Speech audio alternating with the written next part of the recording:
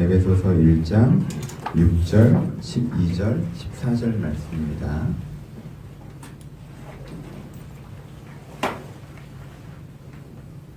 세 절, 한 절씩 함께 봉독하도록 하겠습니다. 6절부터 있습니다. 시작. 이는 그의 사랑하시는 자 안에서 우리에게 거저 주는 바 그의 은혜의 영광을 찬미하게 하려는 것이니라. 12절 있습니다. 시작.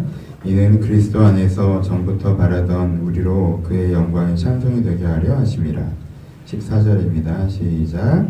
이는 우리의 기업의 보증이 되사 그 얻으신 것을 구속하시고 그의 영광을 찬미하게 하려 하심이라. 아멘. 오늘은 에베소서 첫 단락을 계속 설교하고 있는데요. 1장에 나오는 이 세 가지 구절을 가지고 이야기를 해보도록 하겠습니다. 하나님의 뜻에 대해서 설교를 하고 있습니다. 하나님께서 우리 가운데 어떤 뜻을 갖고 계시는가에 대해서 설교를 하는데 지난주, 이번 주 이어서 설교하고 있는 중입니다. 여러분, 아버지가 자녀에게 어떤 뜻을 가지고 있을까요? 부모가 자녀에게 어떤 뜻을 가지고 있을까요? 저는 제 아이에 대해서 네 가지의 뜻을 가지고 있습니다. 첫 번째는 아이가 좋은 사람이었으면 좋겠습니다. 아이가 장성했을 때 선하고 따뜻한 사람이었으면 좋겠습니다. 만약에 아이가 내가 보기에 악한 삶을 살고 있다고 하면 그것은 제 마음에 큰 짐이 될 것 같습니다. 아이가 따뜻한 사람이길 바랍니다. 선한 사람이길 바랍니다. 두 번째는 아이가 능력이 있었으면 좋겠습니다. 자기의 생존을 감당할 수 있는 능력, 자기가 줄 수 있는 사회적 영향을 줄 수 있는 능력, 역량을 갖춘 아이가 됐으면 좋겠습니다. 세 번째는 행복했으면 좋겠습니다. 아이가 바르게 살고 능력이 있긴 한데 행복하지 않다면 그것이 저에게 얼마나 안타까운 일이겠습니까? 그렇죠? 아이가 행복한 삶을 살았으면 좋겠습니다. 네 번째는 여전히 저와 좋은 관계였으면 좋겠습니다. 시간이 지나더라도 여전히 사랑과 존경을 받고 싶습니다. 나이가 된 이후에 객관적으로 내가 성장해보니 어릴 때 아버지가 대단해 보였는데 성장해보니 아버지가 참 별거 아니더라. 잘못된 삶을 살았더라. 아버지처럼 안 살겠다. 이런 게 아니라 성장할수록 아버지의 삶은 좀 대단하다. 아버지가 좀 존경한다. 그리고 아버지를 사랑한다. 아버지가 나에게 보여준 그 사랑이 되게 크다는 걸 알겠다. 라는 것들을 좀 느끼고 그래서 좋은 관계로 여전히 남아있을 수 있었으면 좋겠습니다. 이 중에 하나도 포기하기가 쉽지 않습니다. 하나 정도는 그렇게 되지 않습니다. 그렇죠? 아이가 막 되게 능력이 있어요. 그리고 행복해요. 그리고 나랑도 잘 지내. 근데 내가 알아. 얘가 나쁜 애라는 걸. 그럼 제가 되게 마음이 어려울 것 같아요. 아이가 되게 똑똑해. 선한 애예요. 좋은 애예요. 그리고 행복해요. 나랑도 잘 지내. 근데 애가 능력이 없어. 그럼 너무 걱정될 것 같아요. 애가 선해. 능력이 있어. 나랑도 잘 지내. 근데 행복해 보이지가 않아. 그럼 되게 슬플 것 같아요. 애가 선해. 능력 있어. 행복해. 근데 날 싫어해. 그럼 정말 가슴이 아플 것 같아요. 그렇잖아요. 그래, 내 중에 한 가지 정도는 포기할 수 있지라고 하는 게 없다는 거예요. 제 입장에서. 아버지 입장에서. 그래서요, 저는 이 네 가지 뜻을 다 이루려고 나름대로의 최선을 다하고 있습니다. 앞으로도 다해갈 거고요. 내가 아이를 잘 가르치고 싶고요. 그리고 아이가 능력을 좀 가질 수 있도록 좀 때로는 등을 떠밀면서 뭔가 해내게 좀 요청하고 싶고요. 그리고 그래도 아이가 행복했으면 좋겠고요. 그리고 아이와 나랑 관계가 좋았으면 좋겠습니다. 자주 이건 딜레마에 빠집니다.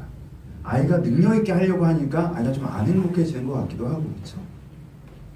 아이에게 어떤 선한 거를 얘기하려고 하니까 나와의 관계가 좀 틀어지려고 하는 것 같기도 하고, 관계만 무조건 생각하다 보니까 그냥 내가 너무 얘한테 끌려다니는 거 아닌가 생각이 들 수도 있고, 이 네 가지 뜻을 가지고 있기 때문에, 그리고 이 네 뜻을 모두 이루고 싶기 때문에 그것에 대해서 내가 갖고 있는 어떤 딜레마나 갈등, 하지만 그것을 넘어서 결국에는 네 가지를 다 추구하고 싶은 제 입장이라는 게 있다는 거죠. 하나님께서 우리에게 하나님의 뜻을 가지고 계십니다. 하나님께서 우리 가운데 뜻을 가지고 계시다고 하면요, 우리는 굉장히 무슨 신비로운 것, 특별한 것, 유니크한 것을 생각할 수 있습니다. 하지만요, 하나님은 아버지시고요, 보통의 아버지들과 같은 뜻을 갖고 계십니다. 성경에서 좀 우리 가운데 난해한 단어들로 표현하고 있지만 하나님이 우리 가운데 가지고 있는 뜻도 보편적인 아버지가 가지고 있는 네 가지 뜻을 가지고 있다는 거예요. 하나님은 우리가 선하길 바라세요. 우리가 좋은 사람이길 바라십니다. 지난주에 설교했던 것이 이거죠. 하나님께서는 우리가 도덕적으로 성장하길 바라십니다. 더 좋은 사람이 되길 바라세요. 그럼 하나님은 도덕 교사에서 우리가 좋은 사람이 되기만을 바라실까요? 아니에요. 하나님 또 우리가 어떻게 하길 바라세요? 하나님 우리가 능력 있길 바라세요. 역량 있길 바라세요. 내가 바르게만 살면 되지? 아니요. 하나님은 우리가 내 생존을 스스로 감당할 수 있고 또 내가 사회적으로 영향력을 줄 수 있는 그런 역량을 갖춰나가길 바라신다는 거예요. 계속 하나님께서 도와줘야 되는 입장, 하나님께서 베풀어줘야 되는 입장, 어르고 달래서 키워야 되는 입장에 서지 않고 뭔가 장성한 자로 서길 바라세요. 하나님을 돕는 자까지 되길 바라신단 말이에요. 우리의 역량이 성장하길 바라세요. 하나님 우리가 행복하길 바라세요. 우리가 바르게 유능하게 살지만 행복하지 않다면 하나님께서 정말 마음이 아프실 거예요. 그리고 하나님은요, 하나님과 우리가 관계가 좋길 굉장히 바라세요. 하나님 그걸 절대 포기하지 않으십니다. 하나님이 가장 바라시는 것 중에 하나가 하나님은 우리와 잘 지내고 싶어 하세요. 아들이 아버지를 존경하고 사랑하기를 바라는 것처럼 하나님도 인간이 하나님, 우리가 하나님을 존경하고 사랑하기를 바라세요. 하나님은 굉장히 큰 목적이에요. 하나님께 네 가지 뜻을 가지고 계세요. 하나님 이 네 가지 중에 어느 것 하나 포기할 수가 없으세요. 하나님도. 그래, 네가 능력 있고 행복하고 뭐 교회도 열심히 다니는데 좀 나쁜 놈이지 뭐 괜찮아, 이렇게 안 되신다는 거예요. 네가 바르지, 네가 행복하지, 그리고 네가 나도 잘 믿지. 근데 정말 좀 게으르고 좀 무능하지. 하나님 이것도 별로 원하지 않으신다는 거예요. 네가 선하고 능력 있지, 그리고 신앙도 좋아. 하지만 네가 행복하지 않아. 하나님 너무 슬퍼하세요. 안타까워하실 거예요. 네가 선하고 능력 있고 행복한데 나를 잃어버렸어. 하나님 이게 하나님께 괜찮으실까요? 아니요. 하나님 이거 견디시기 어려우실걸요. 하나님께서도 모든 아버지처럼 이 네 가지 중에 어떤 것 하나를 포기할 수 없으세요. 그래서 이 네 가지 뜻을 가지고 이 네 가지 뜻을 우리 가운데 이루고 싶어 하세요. 그것이 때로는 어떻게 돼요? 하나님 스스로도 그 네 가지 뜻 사이에 갈등과 모순이 발생한다는 거예요. 내가 행복하길 바라서 내 처지와 입장과 나약함을 배려해 주시다가도 이러다가 내가 얘를 악하게 만드는 건 아닐까? 무능하게 만드는 건 아닐까? 고민이 되시죠. 그렇죠? 그렇잖아요. 아이가 해달라는 대로 잘하면 관계가 어려울 게 하나도 없어요. 아이 행복해야죠. 그렇죠? 그래도 하루에 15시간 오락해라 그러면 아이 행복해합니다. 나랑 관계도 문제가 없어요. 근데 네가 좀 유능해져야 되지 않냐라고 공부를 좀 시키려다 보니까 야 네가 그래도 그런 말과 그런 태도는 아니지라고 뭔가 바른 가르침을 주려다 보니까 관계적으로 갈등이라는 게 생기는 거잖아요. 그렇죠? 하나님도 우리랑 똑같다는 거예요. 우리가 하나님한테 날 행복하게만 해줘 라고 얘기할 때 하나님께서 해주시는 걱정이란 게 있단 말이에요. 그러다가 얘 성격 망칠까봐, 얘 무능해질까봐. 하나님께 우리를 되게 가르치시다가도 멈칫거리시게 돼요. 이렇게 내가 선하게 얘를 좀 성숙시키려고 내가 얘를 좀 압박하고 가르치고 내가 좀 유능하게 만들려고 좀 삶의 방에 좀 던져놓고 하는데 이러다가 얘랑 나랑 관계가 아예 틀어져 버리면 어떡하지? 얘가 이것을 감당하기커녕 오히려 얘가 불행해지기만 하면 어떡하지? 이 강도 조절이 적당한가? 하나님 계속 갈등하고 고민하신다는 거예요. 여러분 하나님은 이 네 가지 하나님의 뜻으로 우리를 바라보고 계십니다. 하나님은 아버지세요. 그렇죠? 내가 이것을 신뢰하고 이 하나님 뜻 안에서 그 뜻을 발견하고 그 뜻과 함께 나가는 거. 이거 신앙생활에서 가장 중요한 부분이고 어떤 면에서는 신앙생활의 전부라고 할 수 있습니다. 그럼 오늘은 그 중에 지난주는 하나님께서 우리가 선하기를 바라신다는 설교를 하는 것이고 오늘은 그 중에 맨 마지막 하나님께서 우리를 잘 지내기를 바라신다는 설교를 하려고 합니다. 오늘 본문을 봅시다. 본문에 보면은요 이 짧은 한 단락이에요. 한 단락에 같은 말이 3번이나 반복됩니다. 다시 읽어드릴까요? 6절에 보시면 반복되는 부분만 읽죠. 영광을 찬미하게 하려는 것이라. 12절의 후반부 영광의 찬송이 되게 하려 하심이라. 그 다음에 14절 그의 영광을 찬미하게 하려 하심이라. 그렇죠? 영광이 찬송이 되게 하려 하심이라는 좀 이따 자세히 설명하겠지만 기본적으로 계속 뭐가 나와요? 영광과 찬미가 나와요. 목사님 오늘 설교는 하나님이 우리랑 잘 지내고 싶어 하신다는 설교라고 들었는데 영광과 찬미라뇨? 이게 어떻게 되죠? 이 단어를 한번 고민해 봅시다. 여러분 영광과 찬미라는 단어를 아십니까?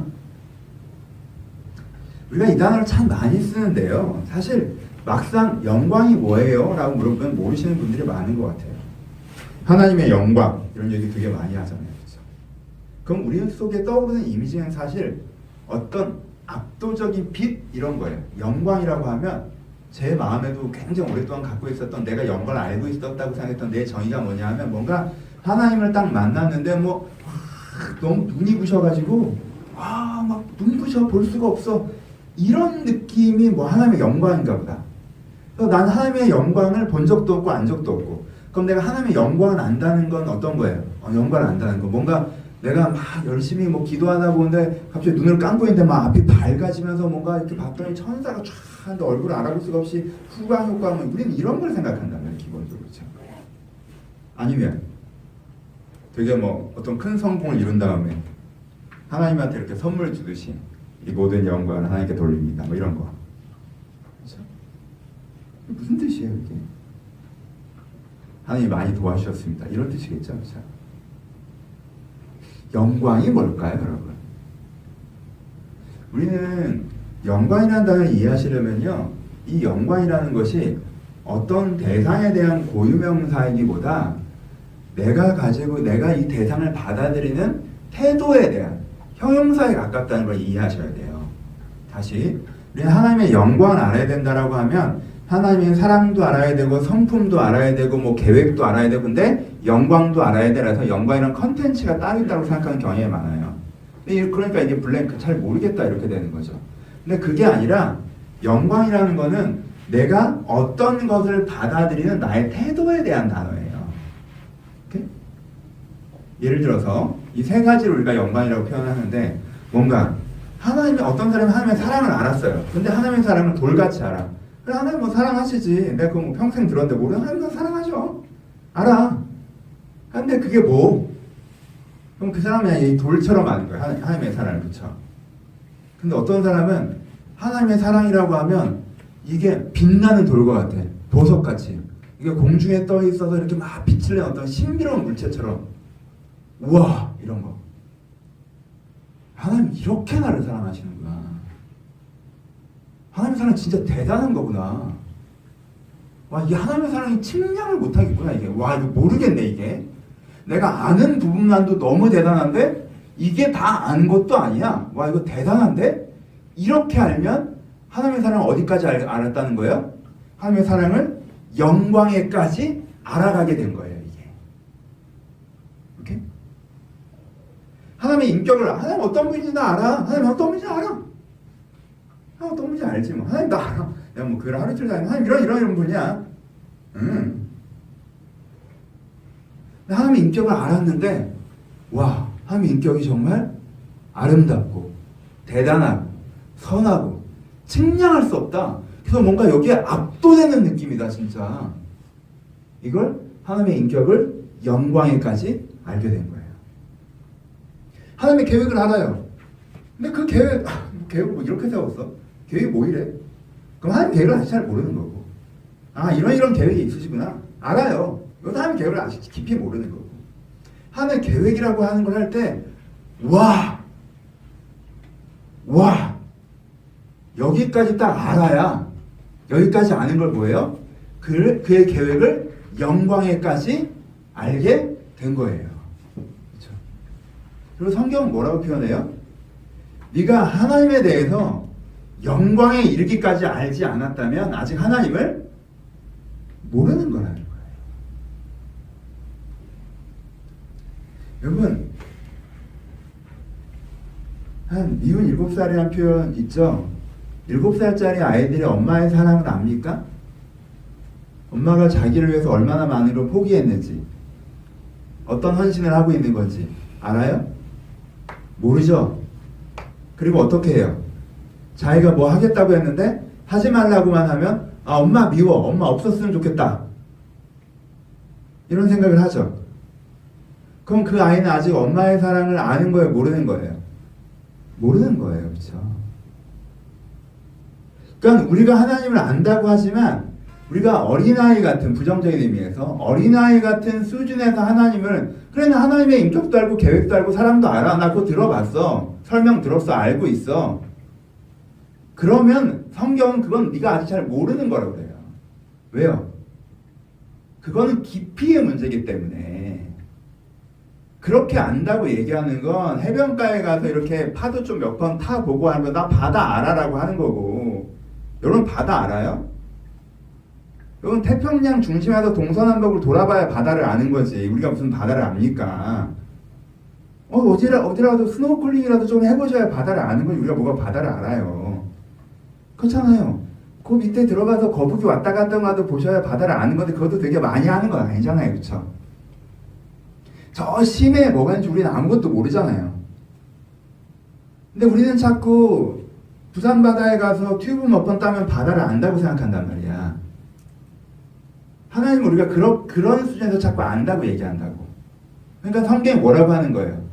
네가 영광에 이르기까지 알아야 진짜 아는 거야. 왜냐하면 하나님을 어느 정도 이상 알잖아? 그러면은 100% 사람들 반응이 어떻게 될 수밖에 없어. 우와! 이럴 수밖에 없다는 거예요.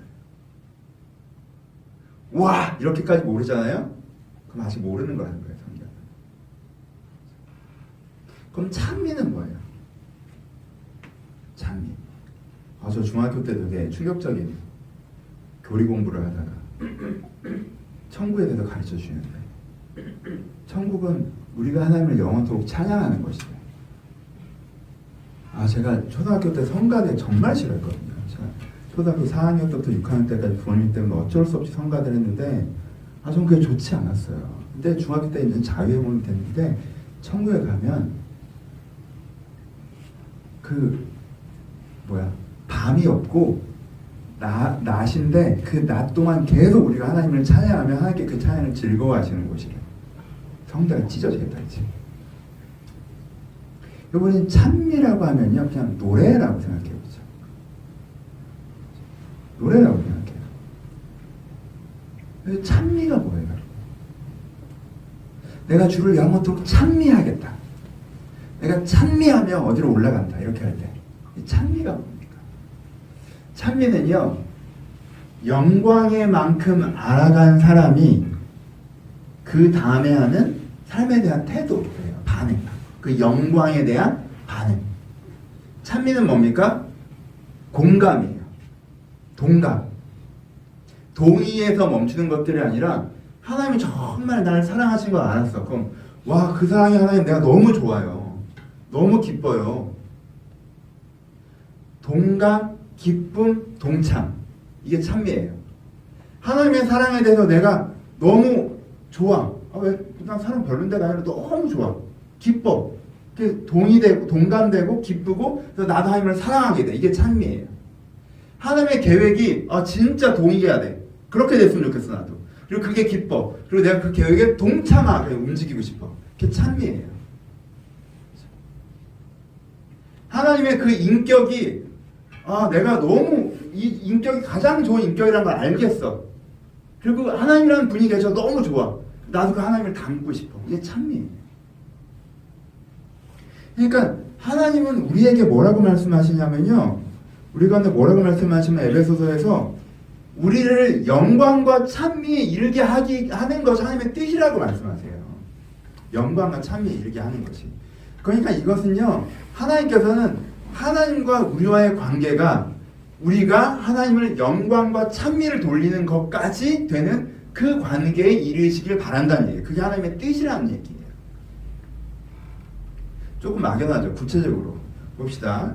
그럼 우리가 관계에 대한 그림과 이 영광과 찬미에 대한 그림을 연결시켜 볼 텐데 일반적인 관계에서부터 시작을 해봅시다. 하나님과 우리가의 관계가 어느 정도인지 알기 위해서 여러분 주도권을 기준으로 일반적인 관계를 7단계로 한번 나눠볼게요. 주도권을 기준으로 일반적인 관계를 7단계로 나눠봅시다. 첫 번째 뭐겠어요? 첫 번째 상대가 나에게 맞춰주는 관계. 이게 1단계. 상대가 나랑 생각이 같지 않아. 상대가 이거에서 크게 동감하고 좋아서 하는 게 아니야. 근데 그냥 내가 그렇다니까 해주는 거야. 이게 1단계. 주도권이 누가 있어요? 나한테 있죠. 그렇죠? 이게 1단계. 그렇잖아요. 남편이 뭘 시키면 움직이기는 해. 근데 여기서 하기 싫다는 아우라가 막 뿜어져 나오면서 움직여. 그냥 해주는 거야. 그렇죠? 애한테 시켰더니 애가 그걸 하기는 해. 공부해라 했더니 책상에 가서 앉기는 해. 근데 펜을 잡아. 근데 하기 싫은데 내가 시켜서 하는 게 보여. 느껴져. 그렇죠? 이게 1단계. 2단계는 뭐예요? 상대가 나를 찬미하는 단계예요. 아이 뭐 그런 게 어딨어요. 여러분 있어요. 여러분 이 참이라는 단어를 너무 막연하게 생각하시면 일상에서 사라져버려요. 상대가 나를 너무 좋아해. 상대가 내 뜻에 너무 동감해. 그래서 상대가 내가 하고자 하는 방향에 완전 동참할 마음이 있어. 그렇죠? 이러면 상대가 나를 찬미하는 거예요. 부모가 자식에게 야 네가 좀 이래야 돼 라고 했더니 자식이 완전 깨달았어. 아빠 그 말이 진짜 맞는 것 같아. 아 아빠 진짜 고마워. 나 진짜 한번 그렇게 해볼게. 이러면 이제 찬미죠. 그렇죠? 애인끼리 서로 싸우는데 상대가 처음엔 싸우더니 나중에 나한테 네 말이 진짜 맞다. 너무 미안해. 내가 너 진짜 잘못했구나. 나 앞으로는 진짜 안 그럴게. 나 진짜 네 말에 맞아. 우리 네 뜻대로 네가 말한 대로 우리 같이 한번 해보자. 이거는 부부 사이에 애인 사이에 상대가 나를 찬미하는 거예요.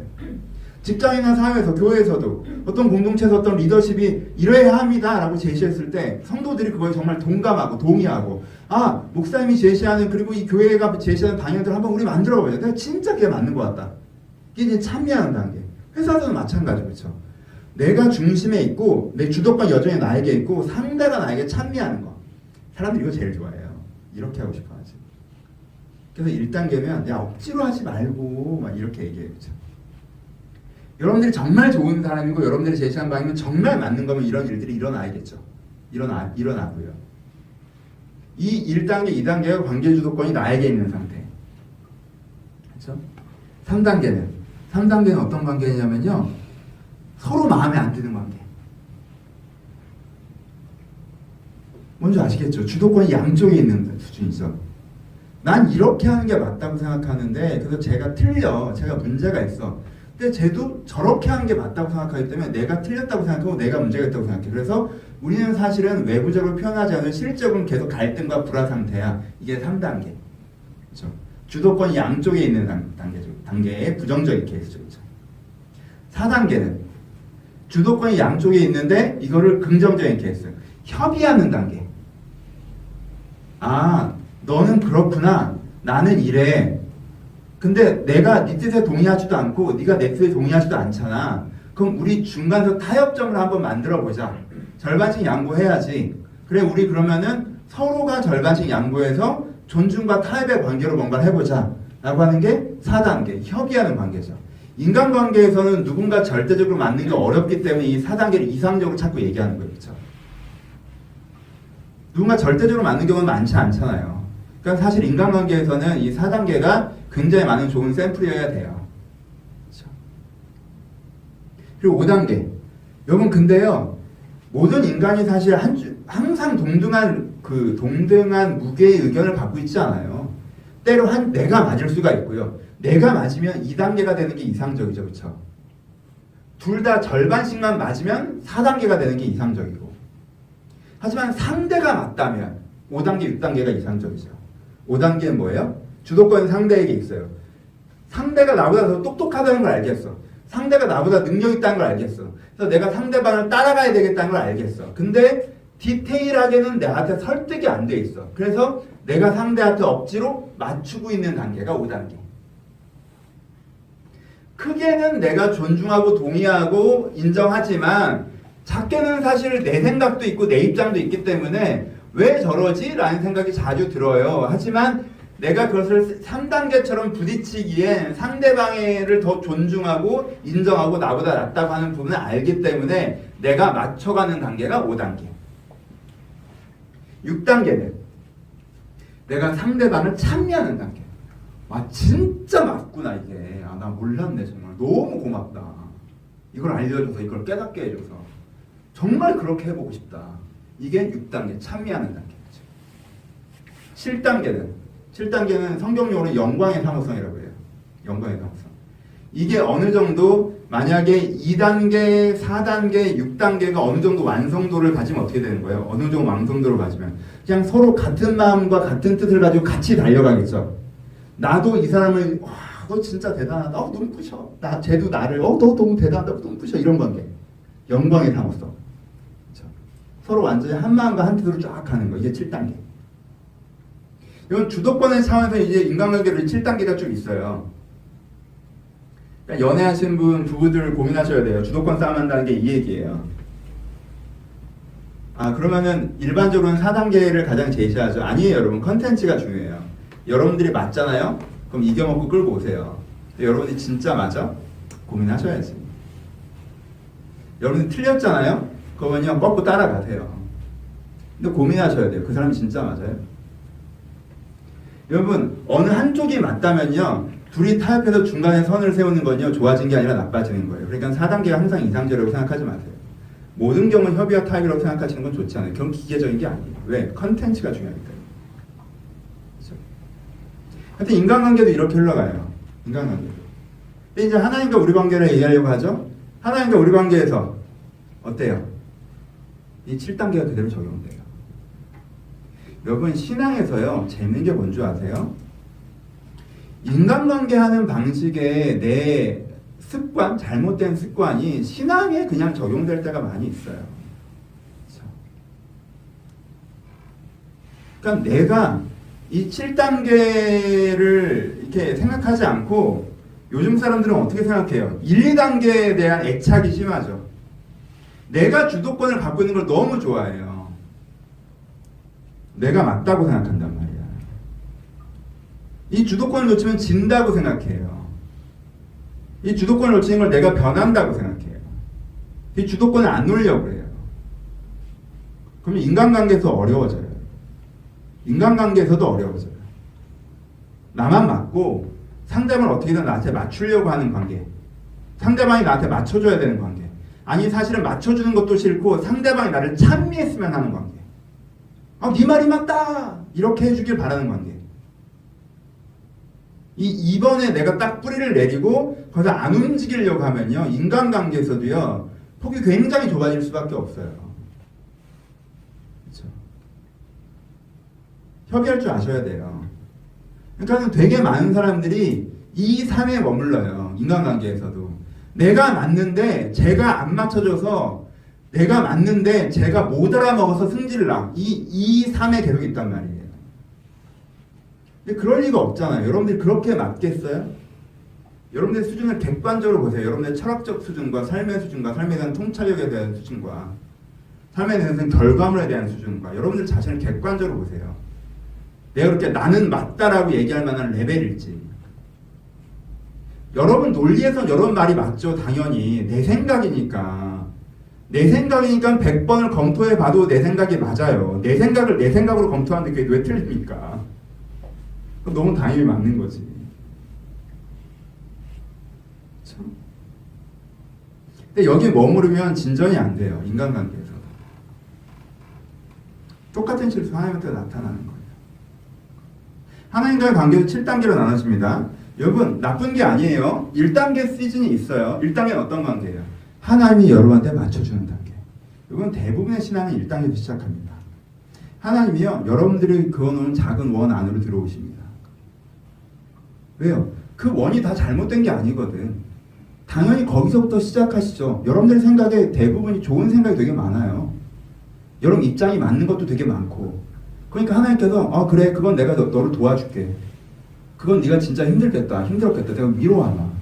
여러분들 원 안으로 들어오세요. 굳이 다른 것부터 시작하실 이유가 없잖아요. 하나님도 우리 사이에 교집합이 있으니까 그 교집합에서 시작하신다고요. 그래서 하나님 여러분한테 맞춰주세요. 여러분 입장을 헤아려 주시고. 하나님이 진짜 나를 좋으신 분이고 나를 사랑하시는 것 같고 막 이렇게 시작을 하죠. 뭔가 상황적인 도움을 얻어가면서 그렇죠. 신앙을 이렇게 시작해요.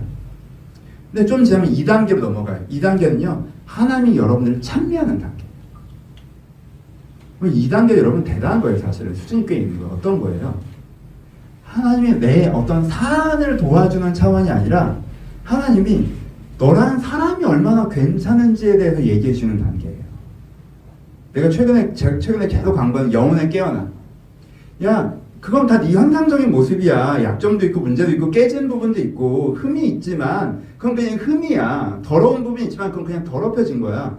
진짜 너는 그게 아니야. 진짜 너는 정말 괜찮은 사람이라니까. 내가 너를 만들 때 진짜 괜찮은 모습으로 만들고 그 모습을 네가 여전히 그대로 계속 가지고 있어. 그래서 하나님이 나를 찬미하세요. 너 진짜 좋은 애라고. 너 진짜 잘할 수 있는 애라고. 여러분 내가 그 하나님의 시선을 느끼잖아요.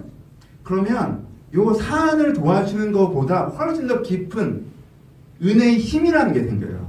그래서 도와주는 정도가 아니라 내가 뭔가 새로운 내가 돼서 풀어나갈 수 있는 역량 같은 게 생겨난다는 거야. 이 2번이 굉장히 어떤 면에서는 회심의 은혜고, 그렇죠? 내가 새 사람 되는 은혜고, 정말 중요한, 정말 기독교인이 되는 순간이라고 할 수 있는 그런 거예요. 그렇죠?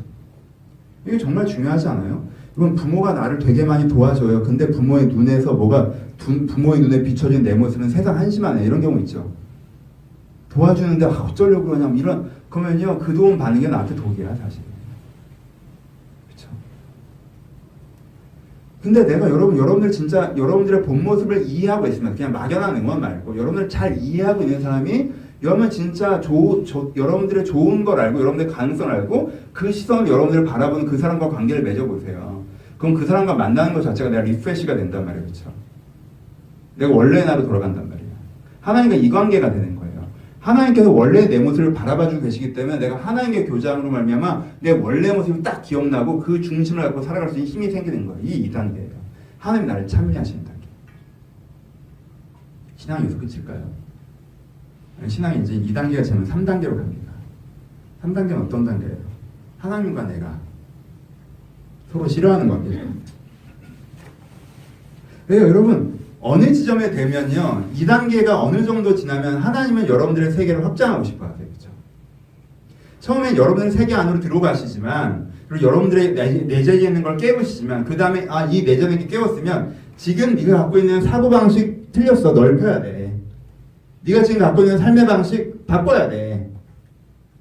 네가 인생에서 보고 있는 뷰 이거 뒤집어야 돼. 함께 여러분들 틀을 깨시고 여러분들 넓히시려고 하신단 말이에요.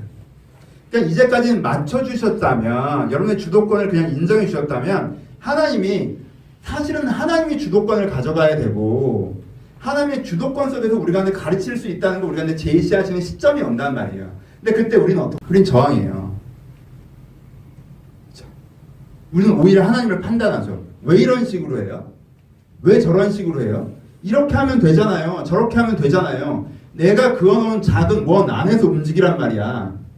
내가 원하는 은혜를 주고 내가 원하는 도움을 줘. 내가 그거는 원을 자꾸 왜 지우려고 그래? 왜 나를 흔드냐고. 이 원 안에서 도와달라니까? 왜 전처럼 안 그래?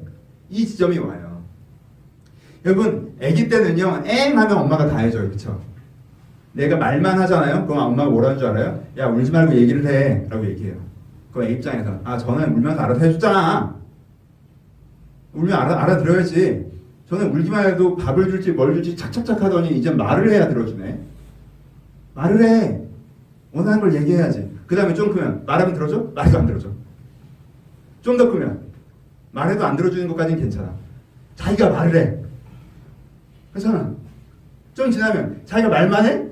아니면 상황을 해결시켜. 내게 줬던 서비스를 점점 뺏어가. 밥도 네가 혼자 먹으라고 그러고 학교 내 혼자 왔다 갔다 하라고 그러고 그렇죠? 어려운 학원에 나 혼자 던져놓고 그렇죠? 서비스를 제거해가지고 그렇죠? 그러니까 이런 3단계가 있는 게 여러분의 신앙이 떨어진 게 아니에요. 신앙의 발전 과정이 있는 단계예요. 그렇죠? 나는 내 뜻과 내 의지가 아직 있는 하나님께서 내 뜻과 내 의지에 맞춰주셨다가 하나님 그것을 확장하려고 이렇게 싸우시는 지점들이 생긴단 말이에요. 이게 3단계예요. 이걸 잘 지나가셔야 돼요. 무조건 안 싸우는 게 좋은 게 아니라 안 싸우면 그냥 내재화될 때가 많아요. 속으로 삐졌고 하나님이랑 점점 멀어지면서 겉으로만 아니에요 이러고 있는 거. 그러면 신앙이 1, 2단계로 잘 되다가 이렇게 추락하는 사람의 많은 사람을 들어보면 나빠져서가 아니라 3단계에 진입했는데 본인이 3단계에 진입하고 싶지 않아서 그런 거예요. 전처럼 그냥 잘 도와주기만 했으면 좋겠다. 그때 내가 정말 은혜 받고 내가 막 좋은 사람을 느꼈을 하나님께 나를 정말 기쁨을 이기지 못하면 그때가 좋았는데 뭔가 하나님께 요구하시는 거 싫고 도전하시는 거 싫고 내 세계를 그대로 지키고 내 세계 깨지는 게 싫고 하나님이 틀린 거 같고 그게 아닌 거 같고 그건 다 나를 불편하게 하는 거 같고 나를 힘들게 하는 거 같고 잘못된 거 같고 4단계로 들어가면요 이 3, 4단계가 엄청난 변화인데요 1, 2, 3단계까지는요 주도권을 내가 꽉 잡고 있는 상태예요. 근데 4단계로 딱 들어가면 어떻게 되냐면 하나님의 주도권을 일부 인정하는 거예요. 하나님 내 뜻대로 이렇게 살아야 되는 것도 있는데 하나님의 뜻이 분명히 있고 그것이 나에게 좋은 것이군요. 그 뜻도 나한테 이루어져야 되는 거군요. 라고 해서 내 뜻에만 갇혀있지 않고 하나님의 뜻의 영역이라고 하는 인생의 새로운 영역이 열려지는 거예요. 그래서 이제까지는 내 인생, 내가 하고 싶은 거, 내 고민, 내 상황, 내 욕망 이런 것만 신경 쓰고 살았는데 이것만이 아니라 내가 인격적으로 더 성숙하고 싶고 내가 더 나은 사람이 되고 싶고 세상에 좋은 영향을 미치고 싶고 주변 사람과 살아가면 공동체의 삶에 중요한 것도 알겠고 신앙적 성장을 기대하고 이런 새로운 영역이 나한테 딱 열려지는 거야. 이게 4단계. 4단계 이슈는 뭐예요? 두세 개가 공존하죠. 이걸 안 하겠다는 게 아니야. 저걸 하겠다는 거지. 내가 하던 건 내 직장생활 내 맘대로 하고 내 취미생활 내 맘대로 하고 내 즐기던 거 내 맘대로 하는데 내가 이것도 할게요 라고 하는 거. 여러분 이게 별거 아니라고 생각하지 마세요. 3단계에 비하면 엄청난 진전입니다. 이거는 3단계에서 4단계로 넘어가는 게 너무너무 중요해요. 여러분. 왜? 하나님의 주도권 일부 나한테 들어오는 거니까. 그렇죠? 여기를 넘어가는 게 여기 1단계에서 2단계 넘어가는 굉장히 중요한 회심이고요. 2단계에서 3단계에 가는 건 자연스러운 성장 과정이라면 3단계에서 4단계에 가는 게 어떤 면에서 두 번째 회심이에요. 하나님의 주권을 인정하는 거거든요. 그렇죠? 하지만 이때는 아직까지 뭐예요? 내 주권과 하나님의 주권을 동등하게 생각해요. 하나님과 항상 어떤 태도예요? 협상의 태도. 왜? 이 세계와 이 세계가 충돌하는 지점이 있을 거 아니에요. 시간이건 마음이건 돈이건. 하나님, 그럼 제가 이건 포기하고 주 뜻대로 해드릴게요. 제가 이건 안 할게요. 제가 이건 할게요. 하나님, 이건 그냥 합시다. 이거 양보했으니까 이거 그냥 합시다. 난 이게 뭐 죄일 수도 있고 뭐 안 좋을 수도 있고 뭐 그런 거 알겠는데 제가 이거 워낙 좋아해요. 하나님, 이거 그냥 할게요. 이것까지 건들면 우린 진짜 협상 깨지고 우린 다시 삶으로 돌아가는 거야. 이러면서 이제 협상적인 마음 항상. 4단계. 5단계는 뭐예요?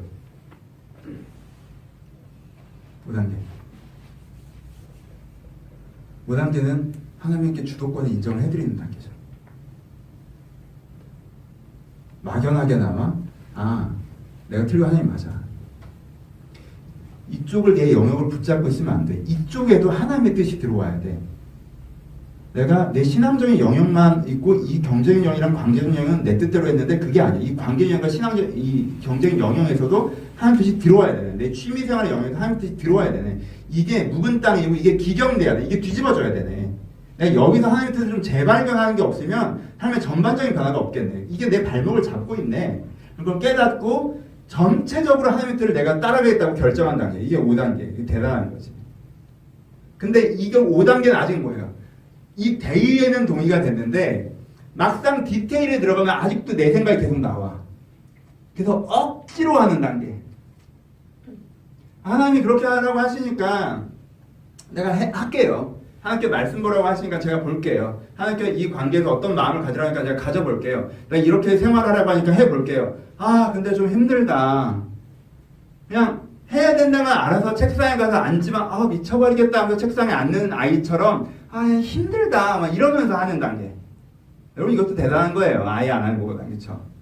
하지만 이게 본인한테는 제일 안 좋을 수 있죠. 본인의 행복도에서는 굉장히 떨어지는 단계일 수 있어요. 이 5단계가. 뭔가 그래도 자기 주도권이라는 게 항상 어느 정도는 있었는데 그 주도권이 사라지니까 박탈감도 좀 있고 두려움도 있고 경계심도 좀 있고. 이게 5단계. 6단계는 영광과 찬미의 단계. 정말 하나님 뜻에 내가 동감이 되어 있는 상태. 진짜 하나님 뜻에 내가 즐거운 상태. 하나님 진짜 난 다른 거 다 필요 없어. 내가 그거면 돼요. 진짜 그거면 돼요. 그럼 좋겠어요. 저도 그렇게 되고 싶어요. 정말 하나님의 그 계획이 이루어졌으면 좋겠어요. 그럼 하나님 그 사랑으로 내가 만족해.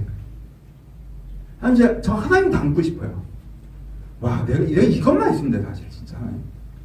다른 건 뭐. 이게 제일 중요하지. 이렇게 되는 상태. 이게 6단계.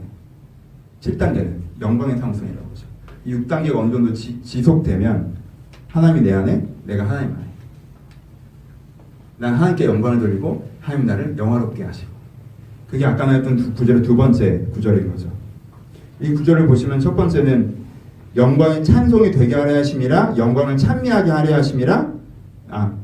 첫 번째 영광을 찬미하게 하려 하심이라, 두 번째는 그 영광의 찬송이 되게 하려 하심이라. 그렇죠? 영광의 찬송이 되게 하려 하심이라. 그건 우리가 영광의 찬송이 된다는 거예요. 그렇죠? 우리 안에 그 영광과 찬송이 들어오는 거죠. 그렇죠? 그러니까 하나님이 날 보고 세상이 날 볼 때 영광과 찬미를 돌릴 만한 대상이 된다는 거야, 내가. 그러니까 이게 요한복음에 나오는 그 영광의 상호성. 하나님이 내 안에, 내가 하나님 안에. 이 상태가 되는 거야. 하나님은 파트너십, 완전한 하나님 방향성에서의 파트너십이 된다. 이게 7단계. 여러분, 이 신앙생활에서 이 7단계가 있어요. 하나님과 내 사이에. 하나님과 내 사이에 이런 관계성의 흐름이란 게 있는 거예요. 그러니까 이 단계적인 구조를 이해하셔야 되고요. 내가 어디에 있는 위치인지 한번 파악해 보셔야 돼요. 뭘 위해서? 평가를 위해서는 아니고. 지금 이 설교를 듣고 넌 2단계야! 이러면 이제 문제고, 넌 3단계야! 이러면 문제고, 우리는 1단계부터 7단계로 나아가는 과정이라니까요. 이게 7번이 정답이고 1번부터 6번은 오답이야 라고 얘기하는 게 아니라 우리는 1단계에서부터 시작해서 점진적으로 7단계까지 가는 과정 속에서 신앙생활을 해가는 거예요. 그럼 이 단계를 확인하는 이유는 뭡니까? 첫 번째, 유동성을 가셔야 돼요. 유동성. 유동성이라는 게 뭐예요? 많은 사람들이 하나님과 관계를 고정적으로 생각해요. 내가 2단계에 머물면 2단계가 전부라고 생각하고요. 3단계에 머물면 3단계가 최종적이라고 생각해요. 이게 관계의 과정이라는 걸 생각하지 못한다는 거예요. 여러분, 하나님과의 관계의 유동성을 생각하셔야 돼요. 여러분, 건강한 관계와 건강하지 못한 관계의 특징이 뭔지 아십니까? 건강한 관계는요, 우리가 둘이 지금 미친 듯이 싸우고 있어도 우리 관계 자체에 문제가 없다는 걸 아는 관계가 건강한 관계예요. 건강하지 못한 관계는 이 싸움 우리 관계가 끝장난다고 생각하는 관계가 건강하지 못한 관계예요. 여러분, 하나님과 우리는 건강한 관계예요. 하나님과 갈등할 수 있고 문제가 일어날 수 있죠. 하지만 그거에서 여러분의 관계가 끝장나지 않아요. 문제가 생기지 않는다고. 하지만 과정적으로 지나갈 수 있는 힘이 필요하죠. 여러분, 2단계세요? 3단계가 되려고 하세요. 3단계세요? 4단계가 되려고 하십시오. 4단계세요? 5단계가 되려고 하셔야 돼요. 5단계세요? 6단계가 되려고 하셔야 돼요. 6단계세요? 7단계가 되려고 하셔야 됩니다. 그러면 5단계에 오래 머무르면 억지로 하죠. 억지로 하는 사람들은 누굴 특별히 정죄해야 되겠어요. 1, 2, 3, 4를 정죄해야 되겠죠. 그렇죠? 그렇죠? 제가 만약에 5단계에 있으면요, 1, 2, 3, 4인 여러분들에서 좀 더 공격적인 언어를 쓰게 될 거예요. 왜? 힘들게 하고 있는데 일을 안 하잖아. 치사하게. 기분이 안 좋잖아. 난 야근하는데 퇴근하는 기분이잖아.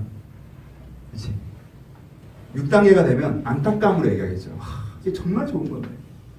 정말 좋은 건데. 왜 안 하지? 여기까지 와서. 와, 바닷가까지 와서 들어오질 않네. 이게 진짜 좋은 건데. 그렇죠? 여러분이 있는 단계가 유동적이에요. 지나가는 거예요. 그냥 지나가셔야 돼요. 여러분들 위치를 파악하시고요. 유동성과 지향성을 가지세요. 현재는 이런 상태지만 이 관계가 변화되는 중이에요. 여러분, 도로 나빠질 수 있어요. 유동성이라는 게. 5, 6단계 갔던 사람이 어느 날 보면 3단계로 되돌아와 있다니까. 1단계 밑으로 0을 가 있어요. 하나님 없이 살아요. 왔다 갔다 한다니까. 유동성을 가셔야 돼요. 유동성을 이해하셔야 돼요. 그리고 지향성을 가셔야 돼요. 어디까지? 7단계까지 가고 싶다. 지향성을 가지는 게 필요합니다. 그럼 우리가 이 관계의 진전을 위해서 우리가 무엇이 필요하느냐? 관계가 좋아지려면 하나만 준비하시면 돼요. 그럼 우리가 어떻게 하면 지향성을 가지려면 어떻게 하면 레벨업 해갈 수 있을까? 여기서 딱 하나가 체크되어 있어요. 뭐가 준비돼요? 준비물 하나. 부드러운 마음을 가지셔야 돼요. 부드러운 마음. 성경에서는 계속 이것을 얘기합니다. 너의 마음을 부드럽게 하라. 단단하게 하지 말라. 씨 뿌리는 비유가 이거죠. 마음을 단단하게 하지 말라는 거예요. 그럼 길가에 뿌려진 씨와 같다는 거예요. 그렇죠? 구약에서는 이것을 묵은 땅을 기경하라고 하죠. 묵은 땅은 단단해진 땅이에요. 기경은 뭐 이걸 뒤집어 엎어야 된다. 이렇게 콱 뽑아서 뒤집어 엎으면 뭐가 나요? 부드러운 흙이 나와요. 그래야 농사를 짓죠.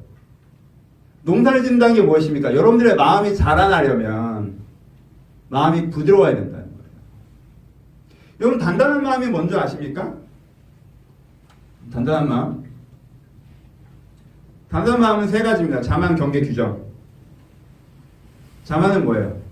여러분, 그 인간관계에서 똑같아요. 우리가 인간관계에 있어서 하나님한테 그냥 그대로 대입된다는 거니까.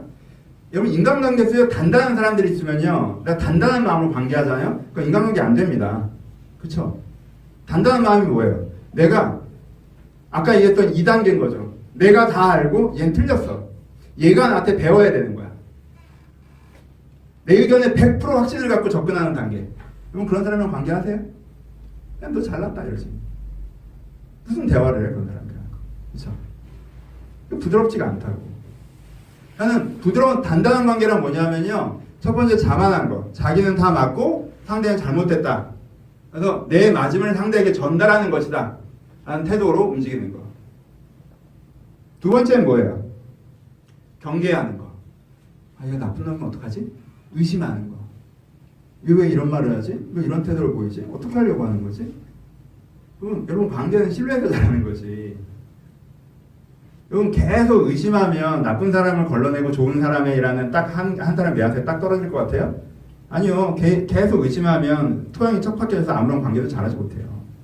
물론 나쁜 놈을 걸러내는 안목이 있으셔야죠. 하지만 거르는 게 주요되면요. 알고 또 다 죽습니다. 의심하는 단계. 세 번째, 규정하는 거. 아, 얘는 이런 애구나? 얘는 이런 애야.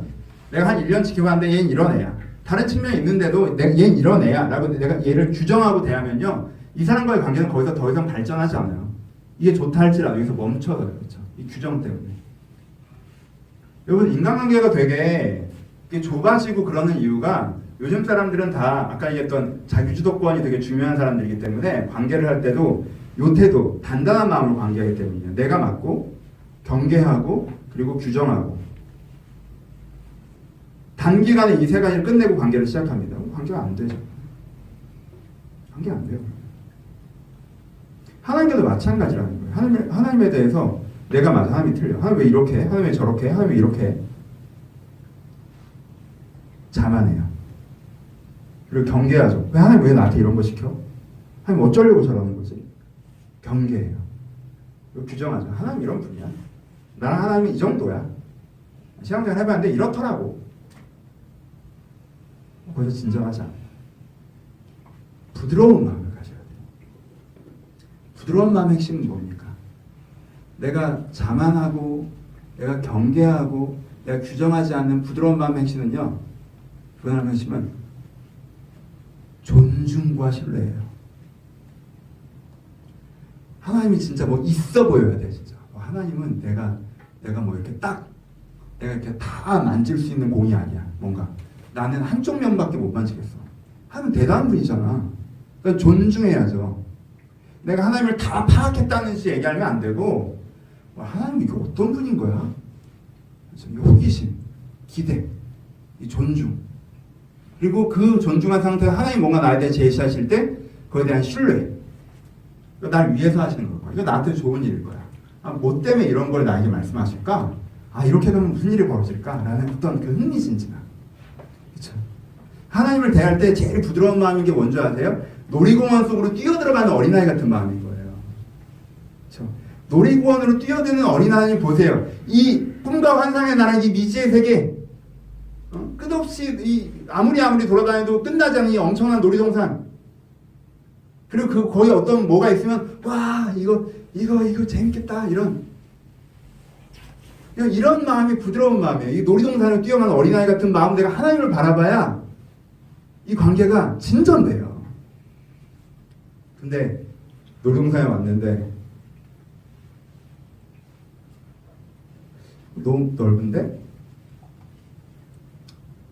놀이기구 딱 봤는데 위험해 보이는데 어떻게 이게 사고가 안 날 거라고 확신하지? 사람들은 무슨 정신으로 저걸 타는 거야?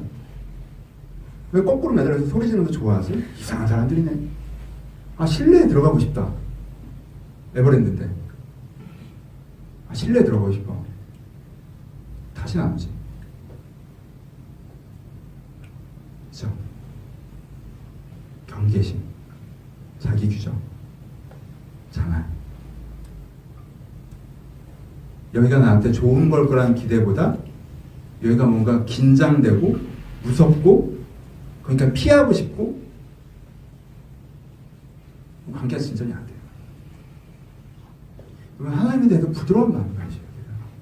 그래서 우리가 기독교 계속 뭘 강조합니까? 믿음을 강조하죠. 그럼 믿으셔야 돼요. 또 믿으셔야 됩니다. 그럼 하나님을 믿으세요. 하나님이 좋은 분이라는 걸 믿으세요. 좋은 분이라는 걸 증명해주면 믿을게요. 난 그 말처럼 이상한 거 모르겠어. 여러분 영화 볼 때 이 영화 재밌는지 알고 봐요? 모르고 봐요? 모르고 보죠. 믿고 보죠. 뭐 믿고 봐요? 옆 사람 얘기 믿고 보죠. 뭐 믿고 봐요? 그 광고 3분짜리 거 믿고 보죠. 여러분 그 영화 진짜 재밌다는 걸 확증하고 보려면 어떻게 해요? 다 보고 봐야 된다는 모순이 생겨요. 하나님이 좋은 분인지 확증해 주시면 내가 하나님이 좋은 분인지 믿을게요라고 얘기하는 건요. 영화를 다 보고 재밌으면 볼게요라는 말과 똑같은 모순이에요. 그렇게 되는 게 아니에요. 누군가 좋은 사람이라는 걸 알아가는 거는요. 믿음으로 가는 거예요. 믿음으로. 그럼 결혼은 무슨 정신으로 해요? 믿음으로 하죠. 한 1년 사귀어봤더니 이 사람이 좋은 사람인지 아닌지 알 수 있어요? 어떻게 알아요? 어떻게 알아요? 아 그럼 이 사람이 정말 좋은 사람인지 아닌지 내가 확실히 안다면 결혼해야겠다라는 말은 뭐예요? 결혼해서 한 10년 살아본 다음에 결혼해야겠다는 말과 똑같잖아. 그러니까 우리가 동거라는 방법을 또 선택하는 거고 그게 뭔가 확증인 줄 알고. 여러분 그거 알아요? 동거할 때랑 결혼할 때랑 보면 사람 확 달라지는 거? 완전 달라져요. 그거 뭘 검증할 수 있다고 생각하면 잘 모르겠어요. 사실. 동거 이벤트 같은 거 얼마든지 더 잘할 수 있어. 언제든지 발 뺄 수 있다는 여유를 가지고 그거 갖고 결혼 생활 검증 안 됩니다. 달라져요. 결혼 도장 찍고 들어가면 달라져요. 근데 하나님을 내가 완전히 알면 믿겠다? 여러분 그렇게 안 된다는 거예요. 내가 하나님의 말씀을 믿고 성경 말씀을 믿고 성경 말씀을 믿고 성경 하나님께 좋은 배는 그 말씀을 믿고 내가 하나님을 이 부드러운 마음으로 대해갈 때 내가 하나님과의 관계에서 좀 더 진전될 수 있어요. 그래서 그러다가 어느 시점에서 영광을 알고 찬미를 돌리는 관계까지 갈 수 있다라는 여러분 기대감을 가졌으면 좋겠어요. 말씀 마칩시다. 첫 번째, 여러분 관계 목표점을 가지십시오. 관계 목표점은 굉장히 중요합니다. 인간관계에서는요 목표점을 너무 높게 잡는 것도 문제가 될 때가 있어요. 이 사람이랑 관계는 여기까지인데 너무 대단하게 기대하세요. 그래서 그 관계 망가져요. 목표점을 너무 낮게 잡는 것도 문제가 될 수 있어요. 이 사람은 좀 더 괜찮은 관계 될 수 있는 사이인데 내가 목표점을 낮게 잡자면 그것도 관계에 아쉬움이 생길 수 있다고요. 인간관계는요 이 관계 목표점을 어느 정도로 잡는가 되게 섬세한 장면, 섬세해요. 여러분 하나님과의 관계에서는요 100% 여러분들이 목표점을 너무 낮게 잡고 있는 게 문제입니다. 목표점을 어디까지 잡으세요? 영광과 찬미까지 잡으세요. 내가 거기에 한번 정말 압도되고 싶다 진짜. 와 하나님 진짜 이런 분이고 여러분 이렇게까지 알아야 진짜 아는 거라니까. 그래서 내가 찬미, 와 정말 내가 그렇게 한번 살아보고 싶다 이런. 내가 거기까지 하나님을 알길 바랍니다 라는 목표점을 가지세요. 그리고 두 번째, 여러분 이게 됩니다. 영광과 참이라는 단어의 막연함 때문에 많은 사람들이 그거는 바울 같은 사람 얘기고 나는 그 수준에 못 간다고 얘기를 해요. 여러분 이게 누구의 뜻이? 하나님의 뜻이에요. 그렇죠? 우리 2주 전에 이 설교했죠. 첫 번째 하나님의 뜻 설교가 모든 설교의 대전제예요. 하나님의 뜻이세요. 하늘에서 이루어진 것 같이 어떻게 땅에서도 이루어지이다. 하나님의 뜻이 이루어지지 않는 이유는 여러분들 그 뜻에 동감으로 적극적으로 동참하지 않는 이유 하나입니다.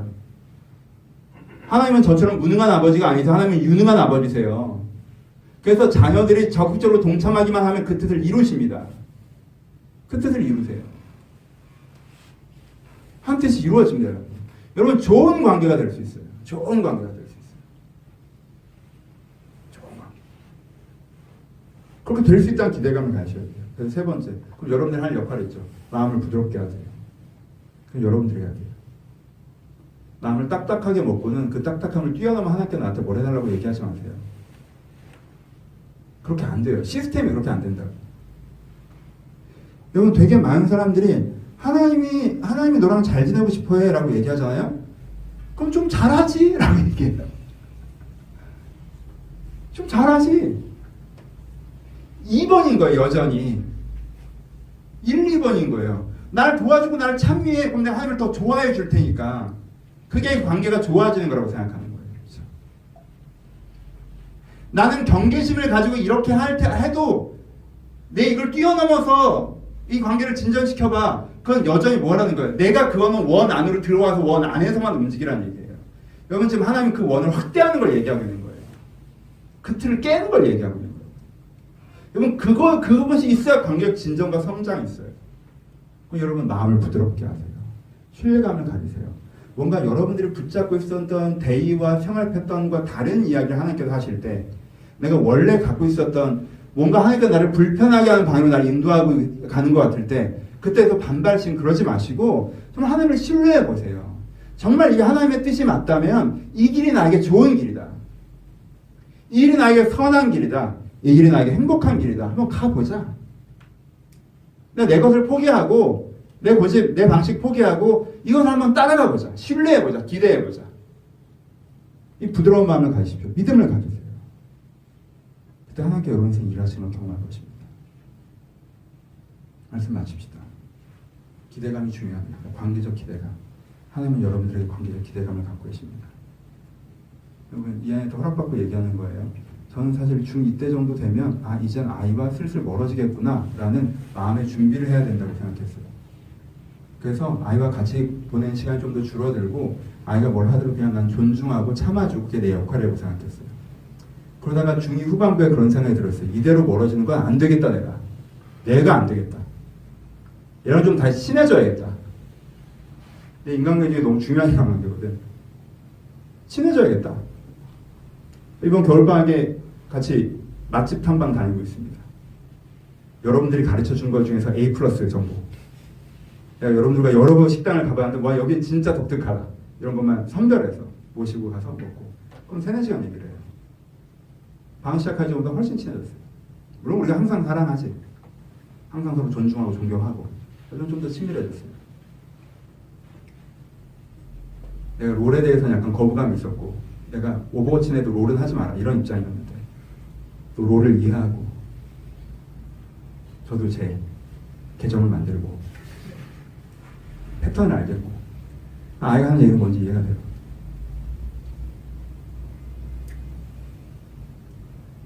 그래서 제가 느꼈어요.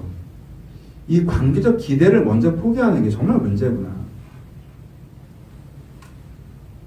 하나님도 여러분 어느 정도 기대를 갖고 계신 거예요? 하나님, 여러분들이 솔직히 물어봐요.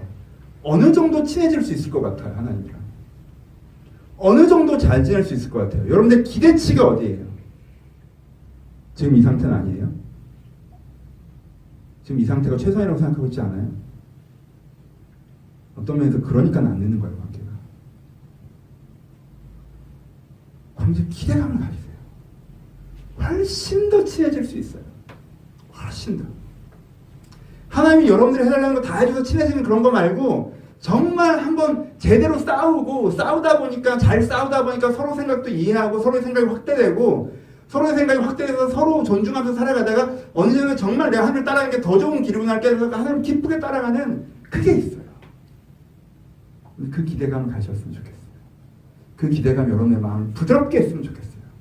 그래서 여러분들이 그렇게 하나님과 더 친밀해졌으면 좋겠습니다. 왜냐하면 그것이 하나님의 뜻이고 하나님께서 기뻐하시고 그래서 저에게 저와는 표현 아니지만 하나님의 사자인 저에게 여러분들에게 그 정보를 가르쳐드리라고 저를 여기 세웠다고 확신합니다. 이 말씀을 들으시고 말씀을 믿으시고 하나님 관계 성숙해 가시길 주님의 이름으로 축원합니다. 같이 기도하시겠습니다.